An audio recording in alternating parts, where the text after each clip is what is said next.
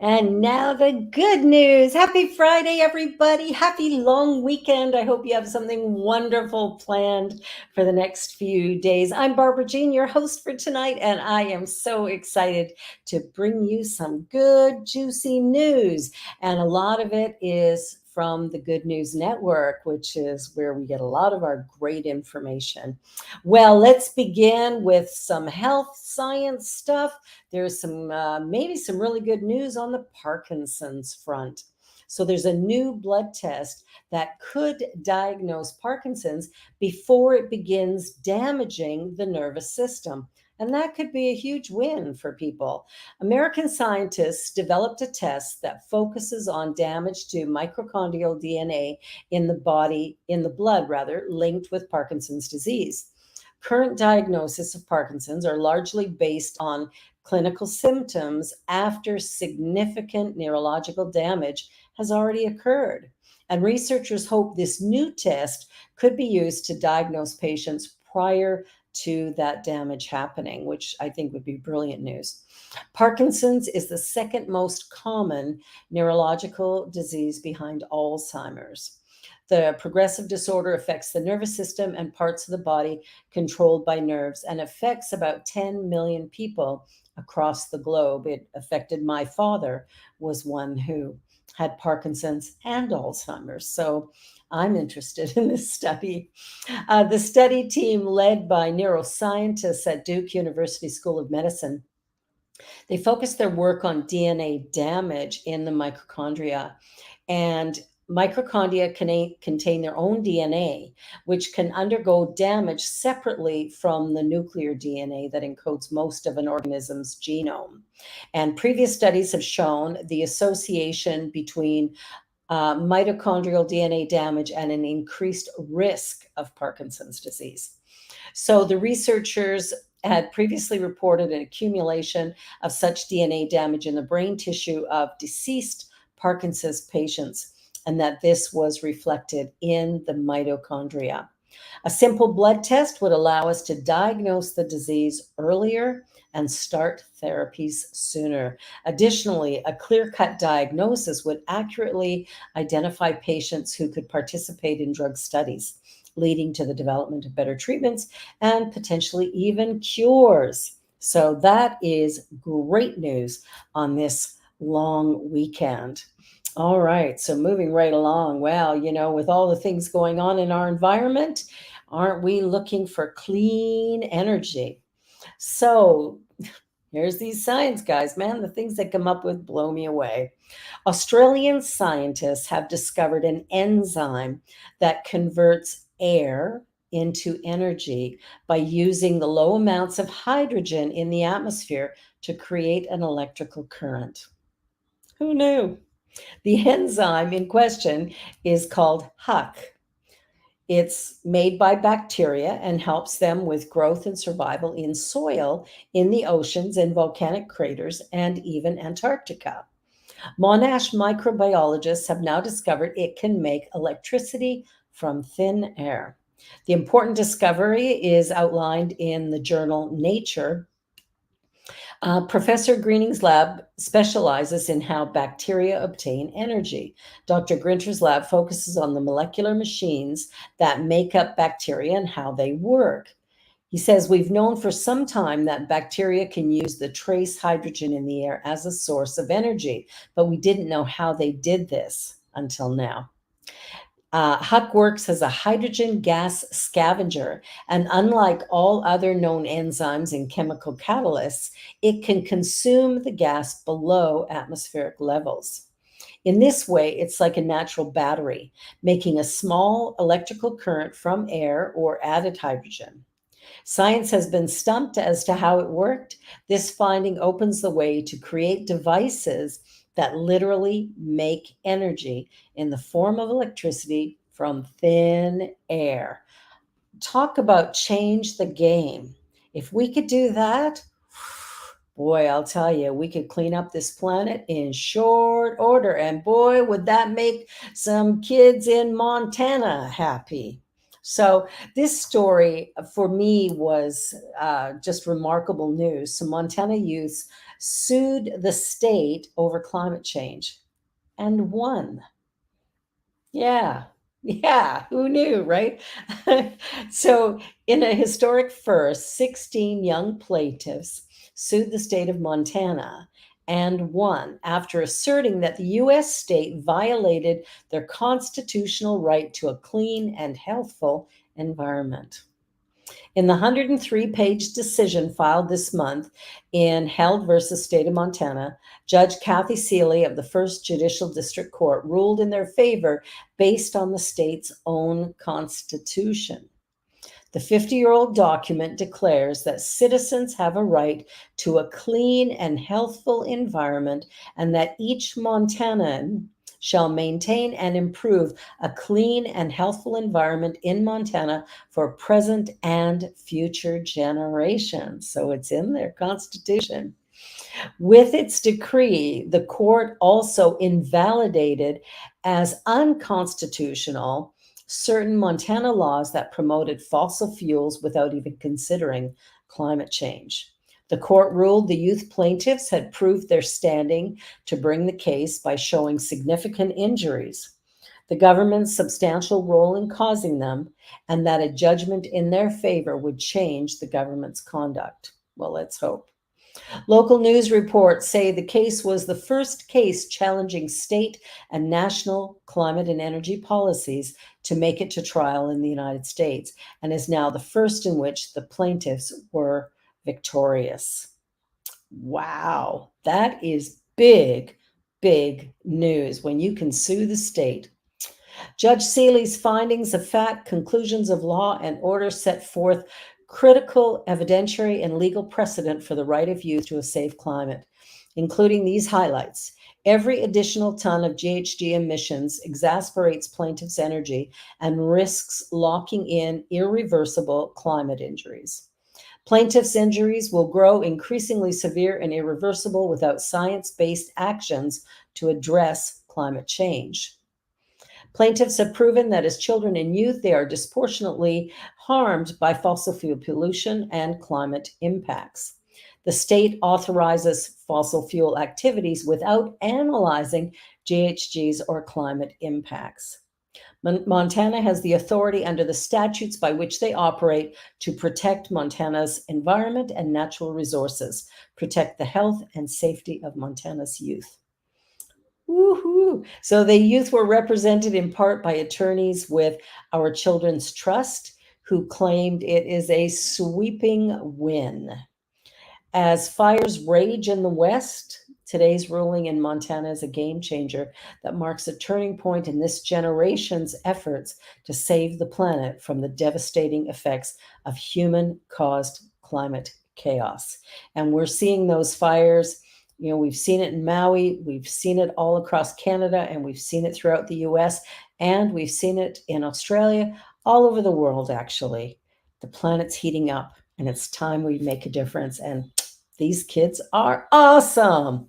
Well, before we go on to our next story, let's take a little commercial break, and we will be right back with more good news on the New Thought Media Network. Stay tuned. I was made in the image. I was made in the image of love. I was made in the image. I was made in the image of love. Here and now I can see I was made beautifully. I was made in the image. I was made in the image of love. We'd all stop acting like we're strangers if we could see underneath. We are one family, and it don't matter where you come from. Every heart beats to the rhythm of one love, one love, one love. Every heart beats to the rhythm of one love. Every heart beats to the rhythm of one. Watch me change when you change the way you look at things.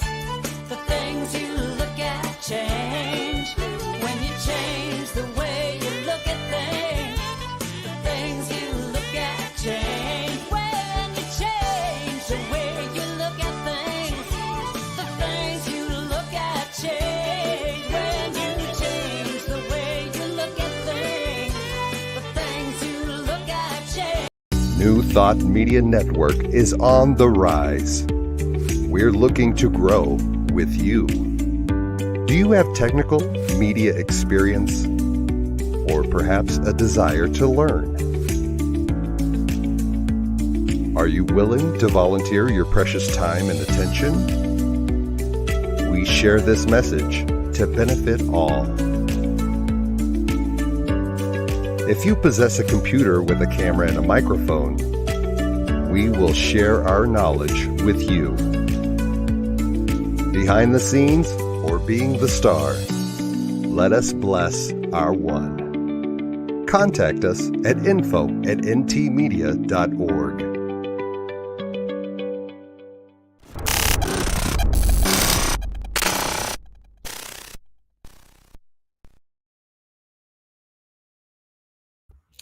And more good news. Don't you just love that? Every heart beats to the rhythm of one love. Oh, that's so beautiful. I love that. All righty. So here is a beautiful young woman who, after losing her grandfather, decided she just could not throw his clothing away.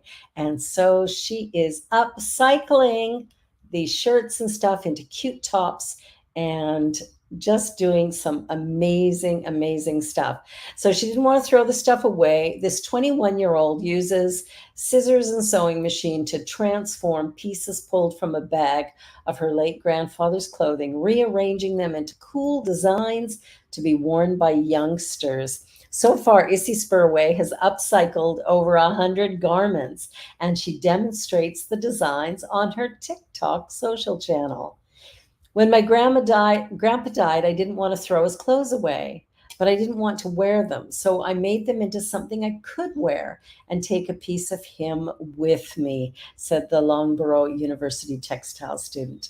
I actually think it helped with the grieving process, as I know he would have loved it. How sweet is that?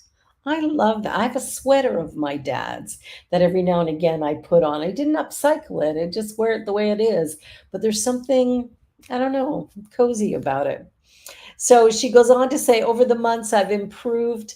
I improved, and before I knew it, had quite a following. I think it's because a lot of people love their grandparents and keep their clothes as sentimental pieces after they've passed.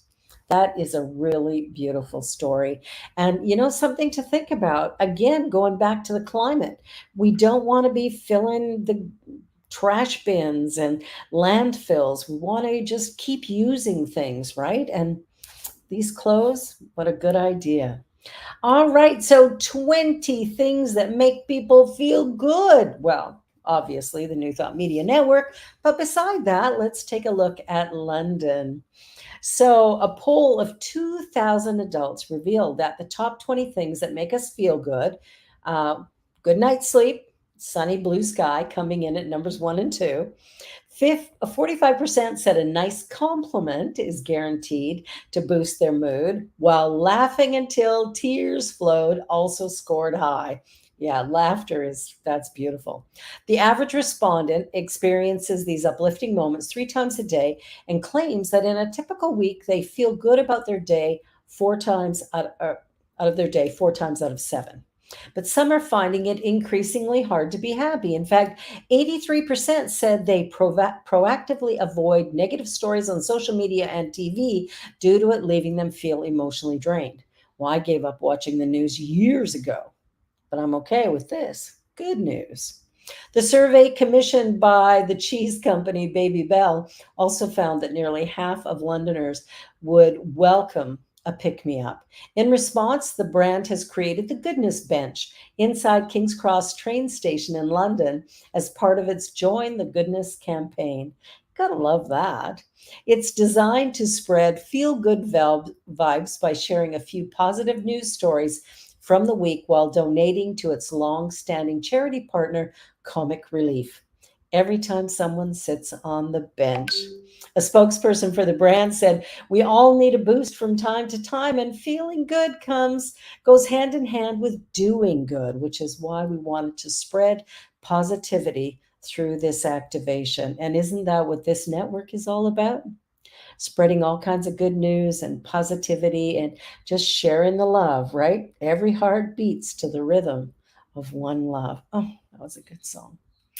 All right. Well, here's a little boy making a difference. 5 years old, raising money for the Lahaina Fire Relief, and he has raised over $17,000.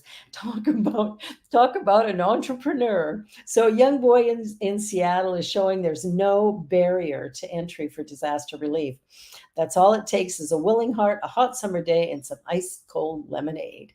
Having recently returned from a family vacation on the Big Island, Amy Jewell and her husband were watching the devastation of the Lahaina fires on television when their son Edison asked them to turn it off because it was too sad. Parents, take note. Shut it off when your children are in the room. That repeat cycle of the 24-hour news cycle, not healthy for any of us, but especially not our children. They didn't realize the 5-year-old could become so emotionally connected to an abstraction so far away and seen only on television. So they decided to take the time to make a life lesson out of it and explain what had happened to the famous Maui town. Edison immediately wanted to help and suggested setting up a lemonade stand like he saw once in Colorado. Amy and Edison's father thought it a great idea and so stocked up on pink and yellow lemonade, ice cream sandwiches, candies, sparkling water, and popsicles. The hard opening came Saturday on a busy Seattle street where the response was absolutely prolific, stunning the family.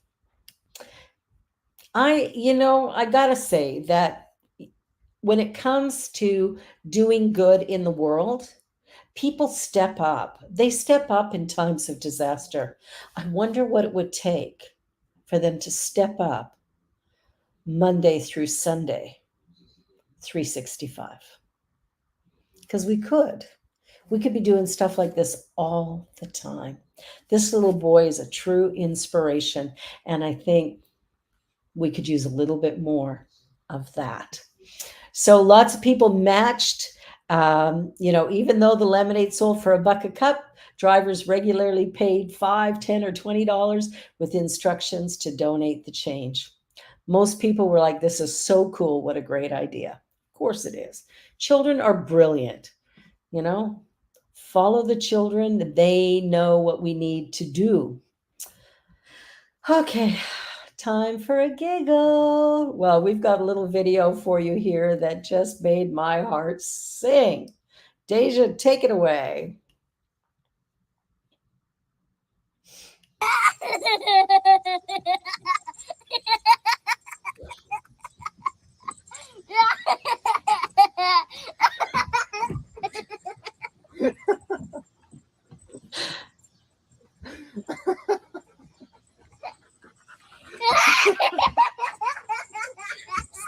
Wstawaj!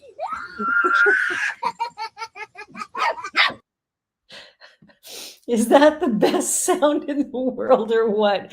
The laughter of a wee little child, so completely open and free and beautiful. 4 little puppies showering him with love. This is what heaven feels like, I'm sure. So this little 4-year-old just couldn't stop giggling as these little puppies were just licking and jumping on him and playing with him. And Deja, my producer, and I had an experience with her little puppy where my grandson, my great grandson, had a similar incident playing with this dog. There's something beautiful about kids and animals and the joy that brings. So I hope that lifted your Friday just a little bit. Woohoo! And here's an inspiration, 90 years old and skydiving. Well, I'm not 90 and I haven't done it yet because I'm a little afraid of jumping out of planes. But here she is doing it for the second time. She did it for her 80th 10 years ago, and she did it again on her 90th. I wonder if she'll do it for her 100th. Maybe. Grandmother Oxley had a blast, but this July it was once again time to think of something to get her as she neared the 9th decade of life. Figuring it went all right before her 2 granddaughters decided to run it back and challenge their evergreen granny to take the plunge a second time. You only live once, she said after the skydive. The experience is lovely. Sometimes when I go shopping, I'm more nervous doing that. Then isn't that interesting? I'd rather shop than skydive, but look at that. The three of them are so beautiful. Granddaughter Stephanie and Daisy admitted they were terrified before jumping, and the staff at Skydive headquarters in Nashville, Kent, couldn't believe how chilled out she was about the situation. Never in a million years, when I did it when I was 80, did I think I would be here 10 years later, said Hillary, and admitted the birthday was really emotional because one family member got her a scratch off lottery ticket from which she won a paid holiday to Marbella, Spain. I'll tell you, this woman is sitting on horseshoes or something, but she's got a lot of good happening in her life, and that is a beautiful thing. And for anyone who's starting to feel a little aged, well, forget it. You're only as old as you think you are.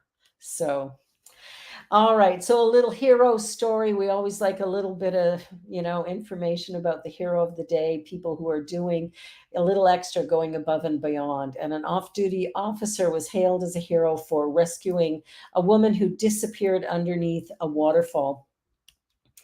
During a excuse me, let me try that again. During a hiking trip in Funday National Park, New Brunswick, which is in Canada, a group of swimmers had the good fortune of being found by some hikers that included an off duty police officer who ended up saving their friend from a raging eddy. The officer, Bruce Lake, was exploring the Laverty Falls area with his wife and friends, and though being hailed as a hero, he was initially told that everything was okay. Thankfully, piercing the veil of the social contract, one of Lake's friends said that a woman out in the water appeared to be exhausted and might need some help. And that's when the whole party watched her disappear under the foam after making a short lived attempt to return to shore. She was kind of stuck between these two little waterfalls, Lake recalled. She immediately went underneath and then came back again right near a rock and then grabbed the rock and held on. She was obviously a little scared. Global News quotes Dave Brocher, one of Lake's friends, who described the events as something out of a bad movie. After the woman disappeared a second time but wasn't reemerging, that's when the aptly named Lake made his move, jumping into the water and swimming to the rock to help. Reaching the rock, the water was deeper than he expected, and the rescue plan devolved to essentially waving his arms and legs about seeing if he could touch her, and as fortune would have it, his hand brushed her arm. Grabbing her and swimming like mad, they approached their friends. So I pushed her toward the shore. Her friend got her arm, and then I lost touch with her. I was getting sucked back into the exact same spot, and only for her to turn around and she reached her arm. And I actually grabbed her arm, and we got pulled out together. I'll tell you, who knew? He saves her and then she saves him.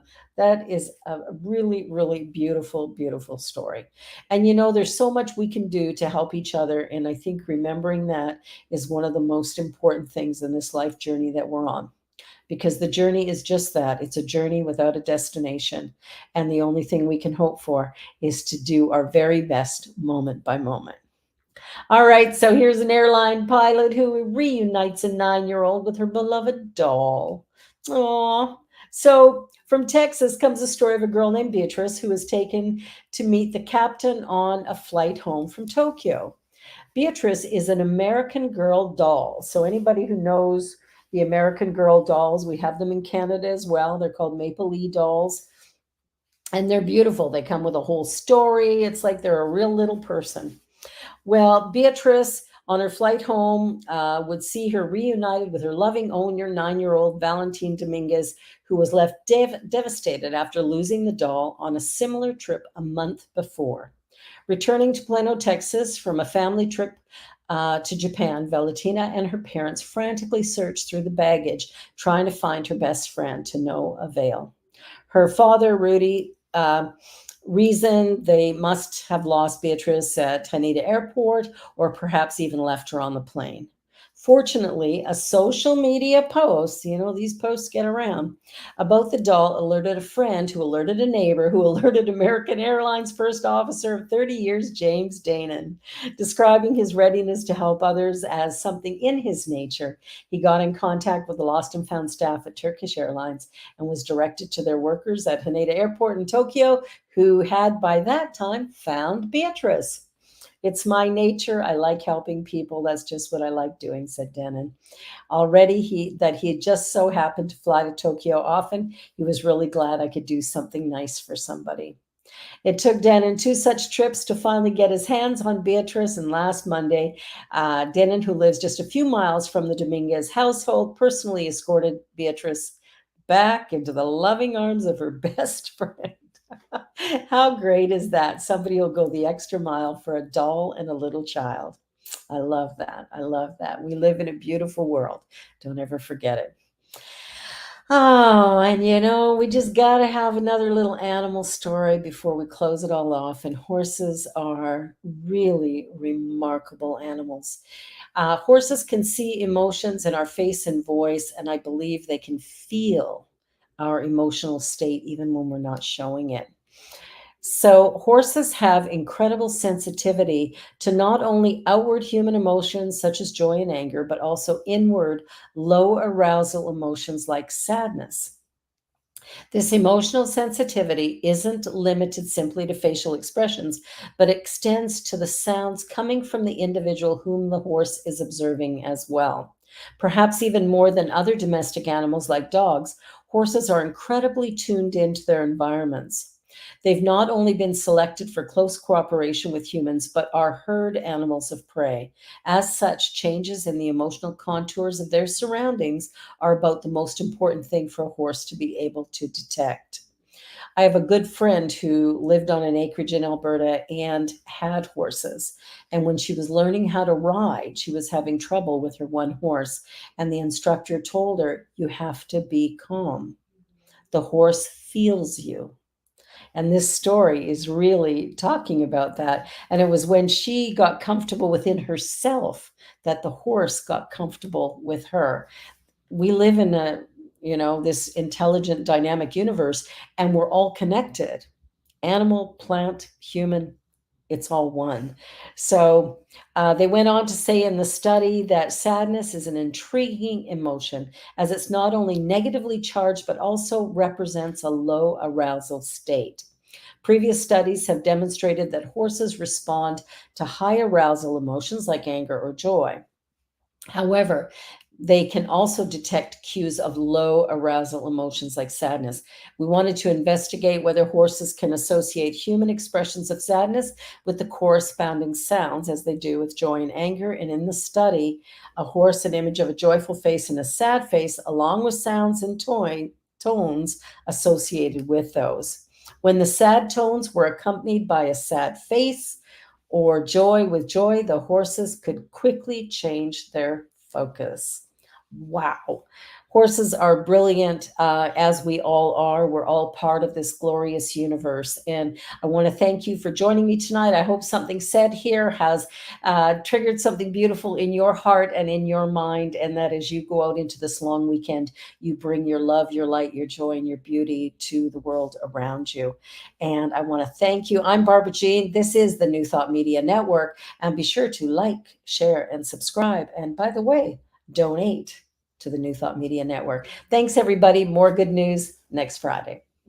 On behalf of everyone at New Thought Media Network, thank you for being a member of our virtual family.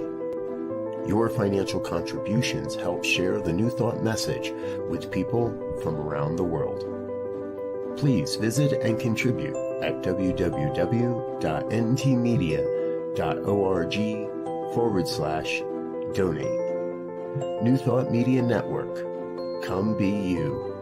And please like, share, and subscribe. Until next time, peace and blessings.